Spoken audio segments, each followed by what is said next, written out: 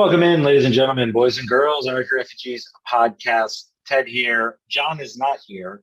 He is presumably finding another Latinx dish to defile with his green slime. I'm just going to go ahead and assume that.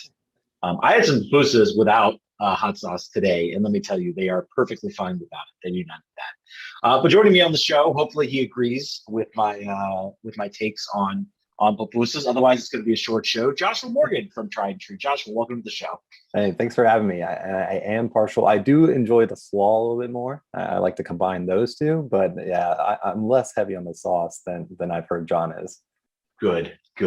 That is how it should be. You hear that, John? I might just replace you with him now. This might be it.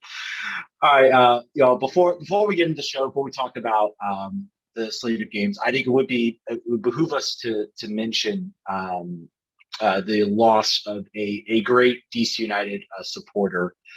He is somebody who, if you asked around, was somebody who fans who was an incredible supporter, longtime supporter of the team.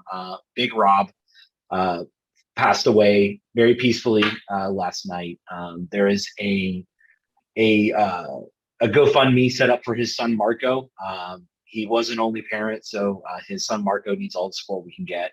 It's incredibly sad moment, I think, for fans. I think the thing was that he passed away peacefully. He's somebody I can't say I knew very well. I had sort of seen him around games. I had sort of been around him. I posted a link. I guess the one memory that does make me laugh is he was a part of Kobe Jones's Hall of Fame speech. So go look that up. I queued him in at 4:34, and I think you'll see everything that was bad. Joshua, I don't know if you had a chance to get to know Rob at all. I don't know how long you've been around the team, but pretty sad moments for the team, and hopefully fans can continue on in his memory. Yeah, I only had experience with people who had knew him, some of the OGs, and everyone who did know him had nothing but high praise, and it speaks to his character, the reaction, and kind of the spark to make this family great, in his passing, and we will miss him. Yeah, absolutely. So again, we're going to put up the link. If you have whatever you can, donate to his son Marco. Give whatever you can, whatever it takes to make sure to help him out and to make sure he can recover this. He's lost his father, and he needs all the support he can get. And we know DC fans stand up. There are people who stood up to give to Big Rob a lot. So I know for a fact that our fan base will stand up again and support one of our own. Yeah, I guess I said I wanted to open with this. Maybe that wasn't the best idea, but I guess we'll move on. We'll talk a little Washington Spirit. Let's shift to a happier note. An actual team from the area who went out and won a game. I had a chance to watch this. If you didn't miss, we did a card pack opening. We opened different NWSL cards and showed them off. I had the best haul of the bunch, so take that, John. It's not a competition, but I did have the best haul. But then we got to watch the game on Twitch, and the camera work was, I don't know if you had how much you watched this, Joshua, but the camera work was terrible. It was awful. It wasn't as bad as last night's. I don't know if you saw that cut shot where we were tracking Areola himself. But, yeah, I did. But it was a little shady. It is a baseball stadium, so what can you expect? Yeah. And this is coming. I have watched many of USL League One productions. Let's just say that are Art Deco in the way they're shot. And I think at one point the best part of the shot was the sort of right side of the field near the quarter flag was cut off because it's a baseball field. And I was like, well, why don't they have a camera set up? And they did, and they shot to it. And when they go to that camera, it's literally facing directly in the sun. I'm like, oh, okay, well that's why they're not doing it. This is the first time I've actually seen an FC Kansas City or the Kansas City NWSL, I guess.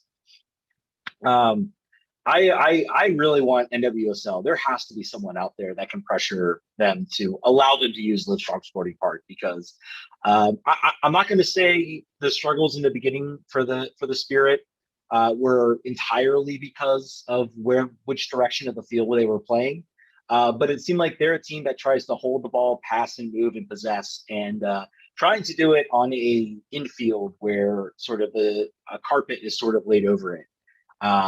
Was not ideal, and I think they struggled. They struggled in this first half. What were some of? Did you, if you had a chance to watch the game, what were some of your thoughts on that?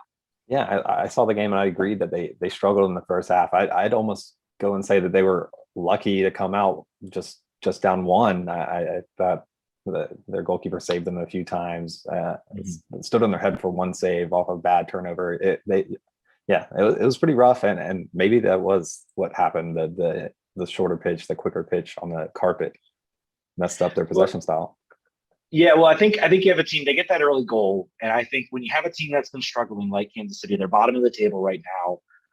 They're still in flux. They're still trying to, they basically had to. They were carryovers from Utah Royals, but basically every one of their players was like, I don't want to go to Kansas City.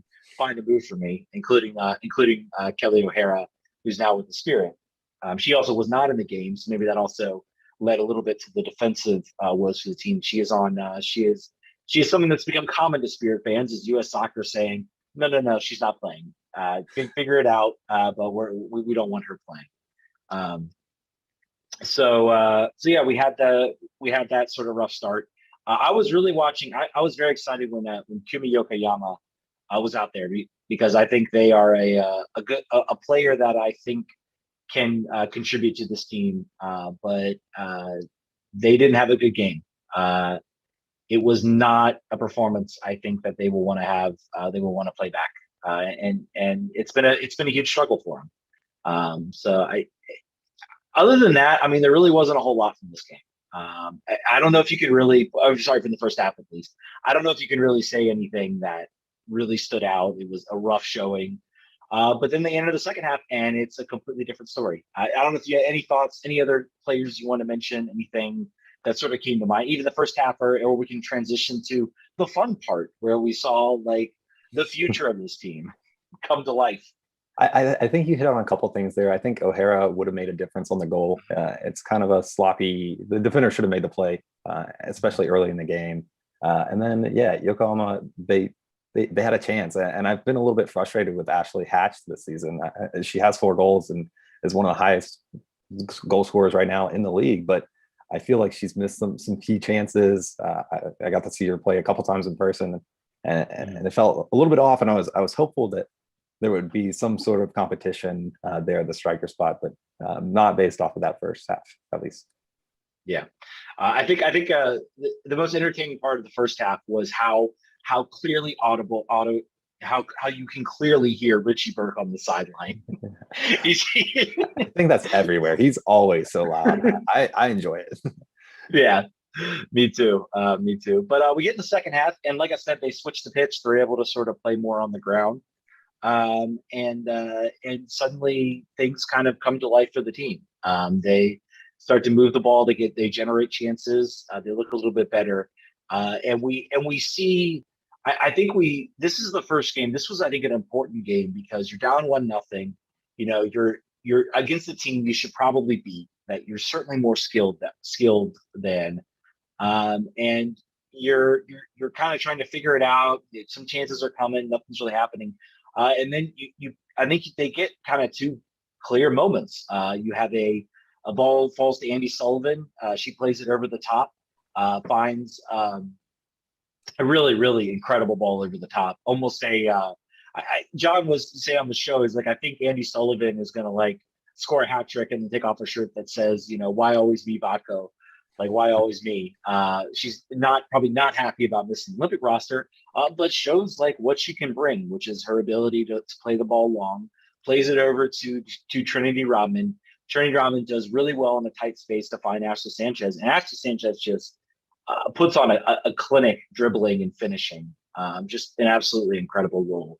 I literally stood out in my seat. I think that's sort of her first big moment of the season. She may have had a couple of times, but that was the first moment when I was like, if we get more of that this season, we got something here. I think this is the type of player you could have a dark horse like MVP, dark horse championship team with the way Washington Spirit, if they can put that together consistently. Wow. Is that for Trinity or for Ashley? For Ashley, Yeah, we'll talk about Trinity next. She gets her moment next. But okay, yeah. Well, she does have a good moment here, and yeah, you could see this one coming, especially on this goal. They were controlling possession, especially. I think they had it for like at least a couple minutes before this goal happened, and then yeah, they just Sullivan just tries something, puts it far post. Trinity's amazing, and she does that all the time. Her close control, her creativeness, and then decisiveness is just great. And I know she's about to have her moment, but I wanted to. And then yeah, Sanchez puts it away, and you love to see that. It's so good, and I think she's one of my favorite players on this team as well. I could see a dark horse run for her too. Yeah, I think my biggest thing about Sanchez has been consistency. I feel like she started the season, she had a little bit of a rough start. Yeah, I think she had some personal things going on. I think that maybe was contributing to it a little bit. So I think now that she's kind of over that, she has the season now. She's going to get opportunities. The Olympics are going to come up. She's not on the roster, obviously, but this is a chance for her to show herself. I say it's akin to I remember in what was it 20? I think it was 2015 when Crystal Dunn did not make the World Cup roster for the U.S. women's team, and then she just proceeded to go on a tear that year and got the Spirit to the championship game. That season, literally single-handedly by herself, won the MVP, was the Golden Boot winner. Literally everything. She sort of made her mark. That she is now a huge part of that national team. So maybe we see the same thing for Ashley Sanchez, or maybe we see the same thing for Trinity Rodman. The U.S. attack is getting a little bit on the older side now. You look at the roster. You got Alex Morgan is, I think, in her 30s. Obviously, we know Megan Rapinoe's there.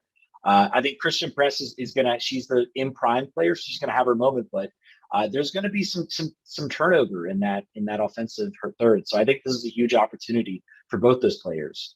Let's talk about Trinity Rodman, the winning goal. But I think it's worth mentioning Tori Huster just makes a play. Pressure, win the ball. I think Hernan Losada would be proud of that press. Just presses the ball, wins it. Nice ball over the top. And then Trinity Rodman does Trinity Rodman things. And just makes a beautiful cut and gets the goal. I almost freaked out because I thought she got injured. Like she literally just falls down, and I'm like, please don't tell me she's injured. I don't need that. Please. Yeah, no.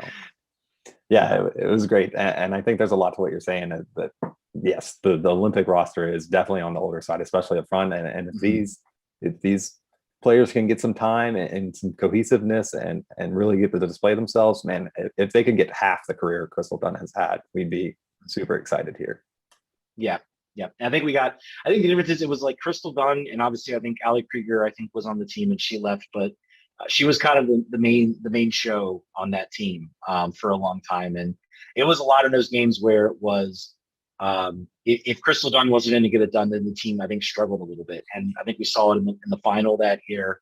This year, you've got two probably of the most promising talents in Ashley Sanchez and Trinity Rodman. I really want to know, because I know that like Trinity Rodman and Ashley Sanchez were not number one picks. Like there was a team that passed over those players, and I can't remember who was drafted first for Louisville, but I really leave some questions of like when you look at that, you're like, well, so why didn't we take them?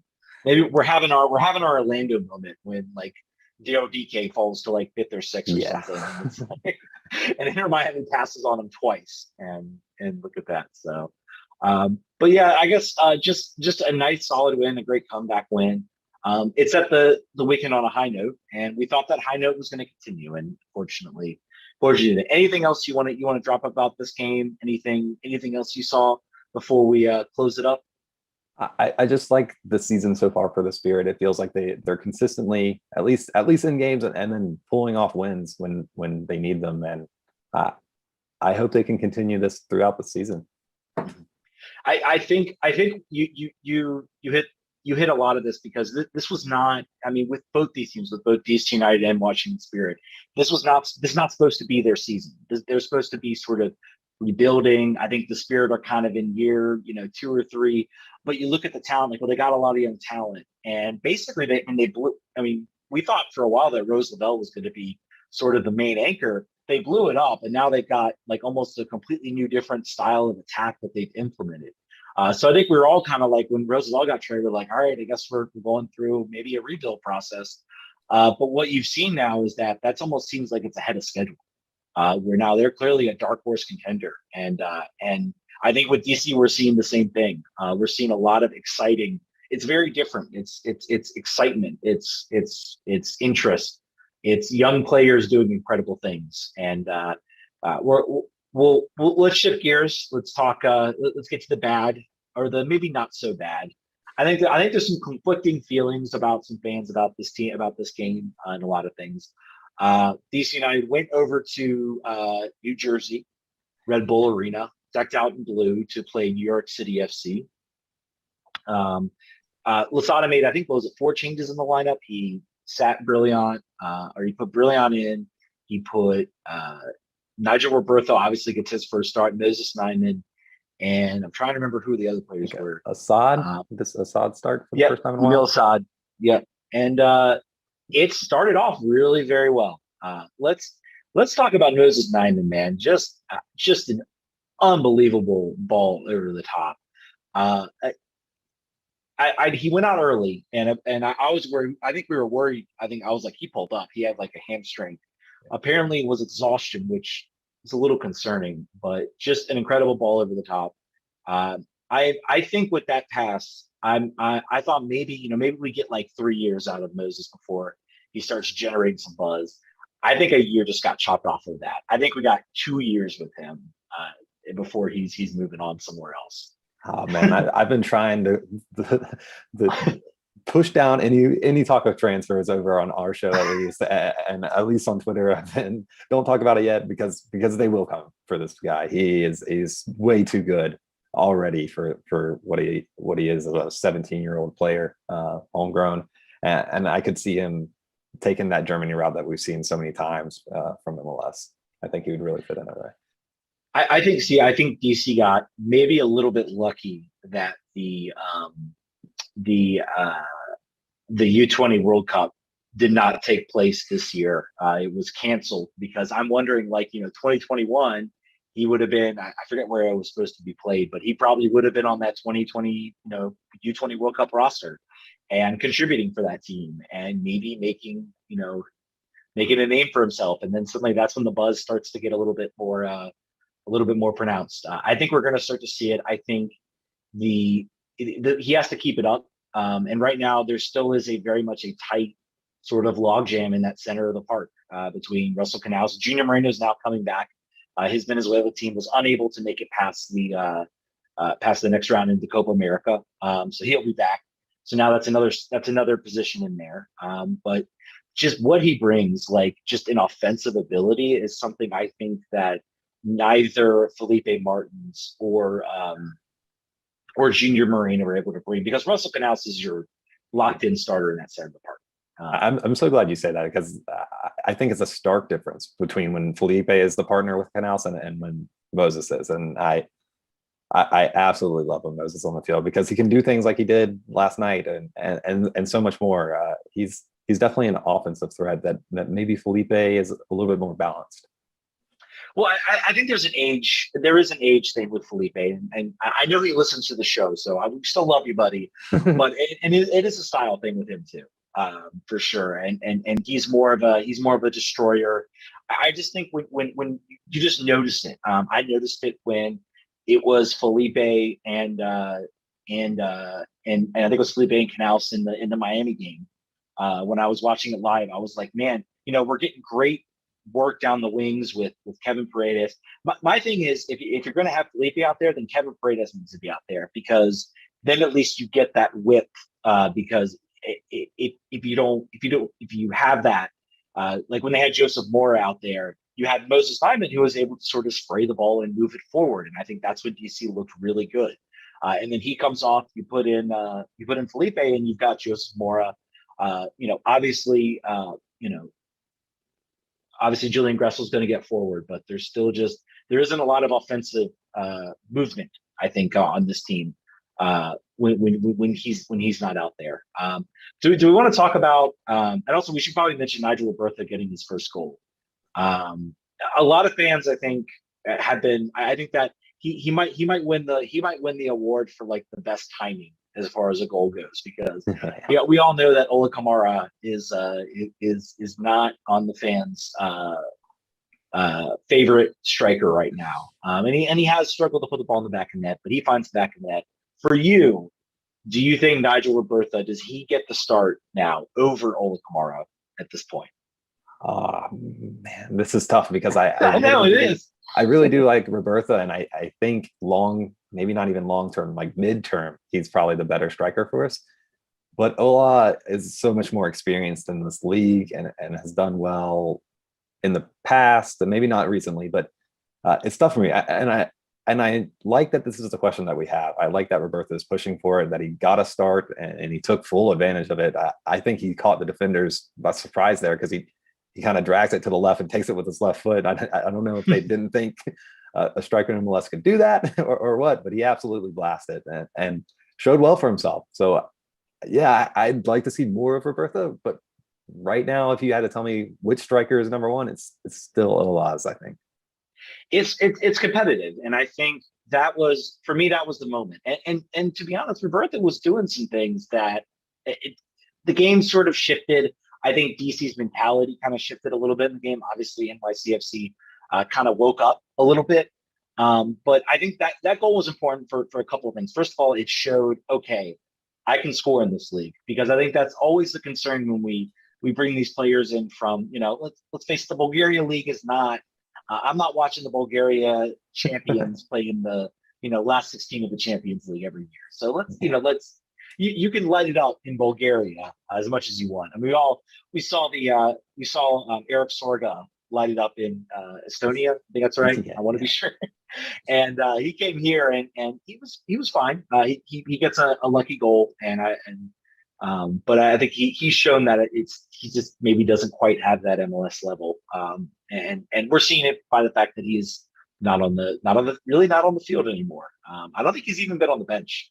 I haven't seen him in the 18. He might be injured right now, but I think a move to Lauda is pending. So I agree that Sorga hasn't quite showed it. I don't know where the Estonian league and the Bulgarian league stack up, but you kind of, even if we knew, you kind of have to see it on the field, and so it was really good to see Robertha break through.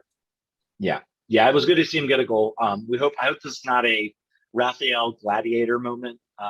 Where we watched in 2013, I don't know if you remember, watched Raphael hit a ball from half field into the back of the net, and we thought, oh my gosh, this is it. He's going to be great. He's going to be amazing, and then literally never played another minute for DC. It was, that was a bad year. Bad year for a lot of reasons. But yeah, so we got a nice goal from Robertha. I thought he did some good hold up play. I thought he did.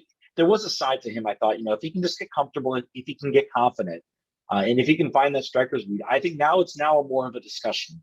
Where before it was I was like, hey, you might not like Ola, but tell me who else is out here that's worth it. A goal like that starts to make you say, okay, now there's a discussion. There's a discussion, the discussion to be had. So we talked about the good. Obviously, Moses Diamond comes off. They go into halftime. I really did think, actually, I'll have to go back and look. Bill Hamid, I think, came out and made some incredible saves too. It's kind of a shame, because we talked a lot about, and I know you all talked about it on your show, about, we've been waiting for Bill Hamid to come back, and we're waiting for that game, I think, where he wins you those points. He keeps you in the game, and he did everything in his power to keep DC with 3 points. It's just things happened that were pretty bad. But anything else you want to touch on? Anything that's on your mind about the game? We're going to get to the bad. We're going to get to the bad, but I want to make sure we get through any sort of ideas or thoughts you had about this game. I have some thoughts about. I did see some hold up play from Roberto that was encouraging. I also, oh man, I see the borderline between good and bad. It's kind of gray. Yeah, it was different seeing Mora start. I think he just offers something completely different than Paredes at this point, and that's not a knock on him. It's just it's weird that DC United has players who are good in multiple positions and have different characteristics on the field, and we can employ them in different types or in different scenarios. So we can talk a little bit more about that when we get to the bad, I guess. Yeah, I'm sorry, folks. I am currently running without Wi-Fi right now. Just FYI, I'm using my phone to talk to you all, and we'll figure it out later. It's the nature of where I am right now. But yeah, I mean, some of the bad, I guess you can talk about. I'll start off. I have crippling fear now. I bought a Paul Arriola jersey, and it feels like every time I buy a player jersey, I like put some sort of hex on them, and they don't play well. It started in the Miami game.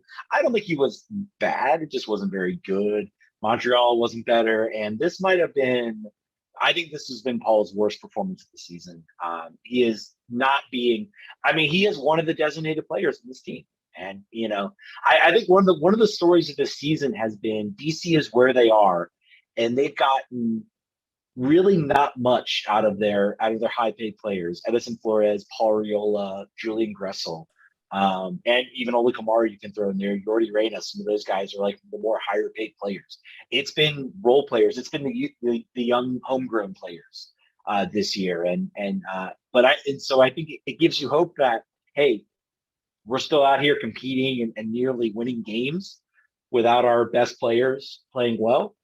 Maybe if that shifts, but Paul did not have a good game. I don't know if he had the same opinion, but I didn't think he was good at all. Yeah, I don't want to be too tough on him.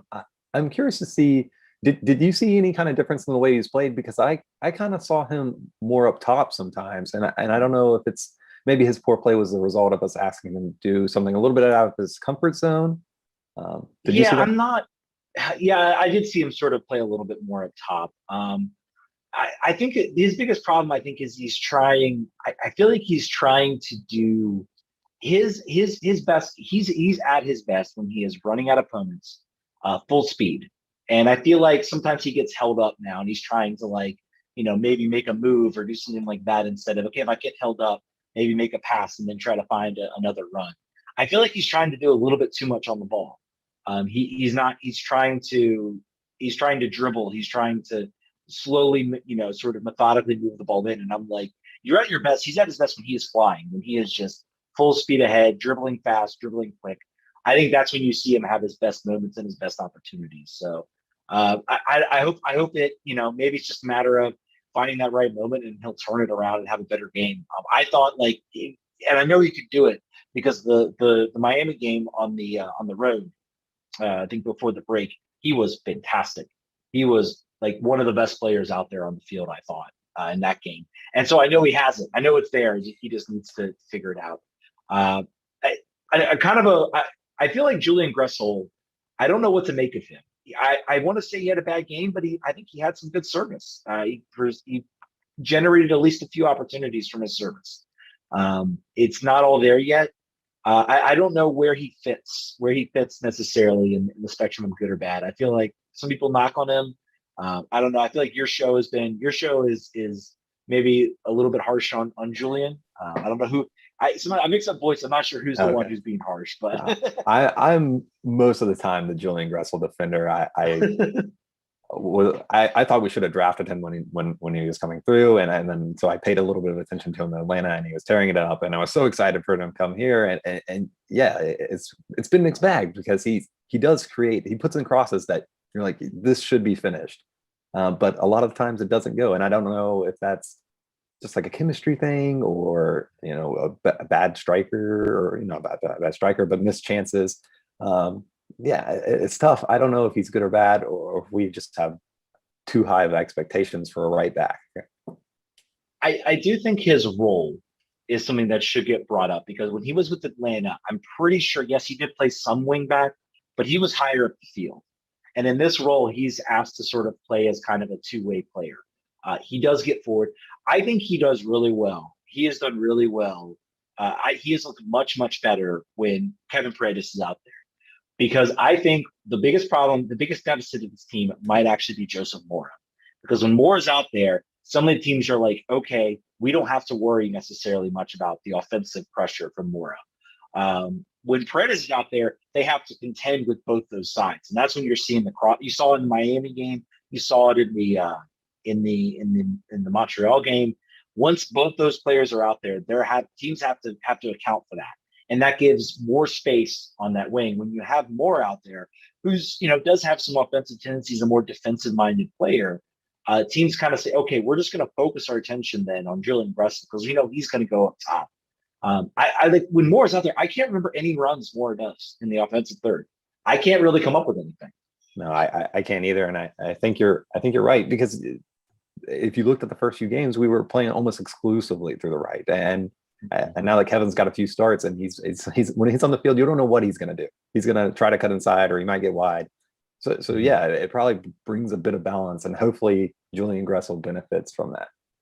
Yeah, hopefully we see more Kevin Paredes. I think he made a sub appearance. I don't remember too much that he did in that game. That was as noticeable. And I think a lot of that comes from the role he was asked to play. Let's get to the bad. Let's swallow. Let's take that shot of badness. That was that final minute, because I was thinking, like, I was kind of watching this game and I'm like, okay, yeah, we're NYCFC is getting the chances, but I kind of feel like this team's going to see this one out, and this would be such a huge signature win, 1-0 over New York on the road. This is the type of game, I pay attention to where DC's playing and there's no other MLS competition, because that's usually the games where you see, or not much competition, that is. That's usually the games where you see more national media talking about the game, and when it's at 7 o'clock with 5 other 7 o'clock games, people tend to watch other things. So I feel like the game against Miami where we won 3-0, I was like, no one was really talking about. It was all, look how bad Miami is, or that's kind of their takeaway. So I was like, man, this is it. This is the moment we're going to get. And then it was 1-1, and I'm like, okay, but it's still hey, we'll get the point. That's a little disappointing. And then I feel so bad for Donovan Pines, because he got cooked on that goal. And it's so sad because he has been so good, just so amazingly good. Lozada's goal right now, because I'm sure he maybe feels at fault for that goal. Lozada's goal needs to keep him up, because he has really made a major step in this game, and it was so sad. And then there were national media members that were cooking him. Oh man, look, he got burned. It was, that was rough. I felt really bad for him because he's been so good. And he played every single minute. I'm pretty sure every single minute of those games. Yeah. Every single minute of those 3 games. I don't think, maybe he gets subbed out once, but yeah, and I think that was a huge factor. And yeah, the national media don't pay attention to all the games like we do, and so maybe they missed some of that. That he played 3 games this week, almost all the minutes, and it's the 94th or so, and that's a big ask for a player who probably shouldn't be put in that situation. Mm-hmm. Especially someone who's asked. If he's more of a stay-at-home, if his team playing sort of a stay-at-home style, and Lozada did sort of take responsibility for that. The team was trying to push, I think, for that winner. I think they saw an opportunity, and they got burned on it really, really badly. I was a little bit upset at the Montreal game with how Anand Lozada sort of kept players on, I thought, for too long. Maybe that plays a factor in this game, but then he sort of did switch some things up. I was a little bit harsh on him. I thought he should have subbed some players out. Once it went down to 10 men, I thought, we've got some options where we can get some fresher legs. We can push for that goal, and we can sort of save some reserves for the New York game, which is your bigger game, in my opinion. But you know what? I'm really not upset that I want my coaches to go for the win. If it's there, take it. If we lose a point or two because of it, so be it. I'm not losing too much sleep over that. I like the aggressive style. Maybe it's Ben. Maybe it's just all the moments with Ben. I don't know. I don't know, but I like an aggressive style. I don't know if you feel the same way, or if you're upset that Losada was trying to push maybe for that win, or try to go for it. I mean, that's been his ethos from the beginning. He said he'd rather win what the 5-4 or something ridiculous than 1-0, and I think it kind of came up in this game, and maybe there's a lesson to be learned there for both Pines and Losada. They're both early in their careers for DC United. But yeah, are we really going to be mad about a point on the road that we could have gotten in a month or two? Probably not. Yeah. I mean, I think it's important to know. I mean, I think if we're a team that is top of the table competing, knowing that we're going to compete for that top spot, maybe we're a little bit more upset about watching that slide. But I think right now we have accepted what this team is. We have accepted that we are a work in progress. We are a team that is going to it's going to take some time. It's going to take some time to build up, and it's going to take some time to put it together. And I think we've all sort of just kind of accepted that this is what it is. And I think there's upsetness and maybe a little bit of anger. I'm sure they're the people out there that think that DC should win every year and every year they should be champions, and this is unacceptable. And there are the people who seem to live on the negativity on this team, and I think those people can recognize that you can say positive things. You don't have to be all negative and assume that makes you balanced. I kind of don't ascribe to that, but a tough thing for Donovan. A tough result for the team. I guess the question is, one thing I want to add. I hope this. Arnon, I think, says that it won't happen again. I won't do this again. I'm like, nah, man, do you keep this up? Like, if I see us start bunkering when we're like 1-1 against like Toronto next week, I'm gonna be a little bit mad, man. Come on. Yeah, what was it all for if we go back to that? Yeah, exactly. Go for it, man. You do you. Like, we're gonna have more moments when we win. Like, I'm enjoying this looking forward to watching DC United games. I am still looking forward to it. I'm looking forward to next week too, when we play Toronto, who just got dropped by FC Cincinnati. I don't know, like Toronto, I feel like is a team we can talk about a little bit, because this is going to be a game where you're going to have like Chris Armas, Chris Armas, who we passed over as a coach. Who was supposed to, I remember we did a whole show where we interviewed Mark Fishkin from Seeing Red. Like, we're like, all right, we want to know who this guy is. He's going to be the coach. And then it was like, nope, never mind, doesn't happen. And then he goes to Toronto, and Pete, and it's so interesting. A lot of people have sort of brought up with Chris Armas. I think what Chris Armas is trying to do, I think this is a nature of a bad fit. With Chris Armas, I think actually if Chris Armas came here and was trying to do the same things he's doing with DC, I think he would have been more successful. I don't know if he'd be as successful as Losada. I think Losada has a bit more of a charisma. On the Football Manager meter, he has the charisma bar a little bit higher maybe than Armas. So he can rally the troops maybe a little bit better. But it's going to be interesting to see. This is sort of a tale of two teams that took very different directions, and different teams that have different players and mindset. And this is a team in Toronto that just got dropped by Lucho in Cincinnati. So it's going to be a fun game. I'm looking forward to it. Yeah, I think you're onto something. I don't want to make it all about them, because I feel good about Losada over Armas. So it'll come back to bite us, and we'll end up not looking great against them. But overall, I think, yeah, you can't be mad at what we've gotten from Losada, the charisma and the ethos that he brings to the team. It makes DC United fun to watch again, like you said, and it's a little bit fun to watch Toronto struggle like this, and it might be the bad fit that you're talking about. I think I mean, I feel like Toronto I feel like Toronto, I think they were not expecting Greg Vanney to leave. I think that really took them by surprise. And I think they almost panicked in their coaching, just say, like, let's Chris Armas, go ahead, come on, yeah, do it. And I think Chris Armas is asking his team to do something. And the players have talked about it too, which is like, they're like, yeah, we're being asked to play a pressing team and we've been built to be a possession team. Yeah. And when you do that and you're trying to force it, that's not usually a good scenario. I have a feeling Chris Armas like looks back and I think maybe he looks over what Lasada is doing and he's like, I think I made the wrong choice. I think maybe if I had been here, I would have had a team that was a little bit more receptive. But I mean, I agree. I think we made the better hire. I think Lasada is doing an excellent job, and it's going to be curious to see who comes out on top in this game. And it's going to be even funnier if I don't know, maybe Josie Altidore, DC signs Josie Altidore. Hey, Kai Kamara is still out there too. We're looking for a striker. I'd love to see it.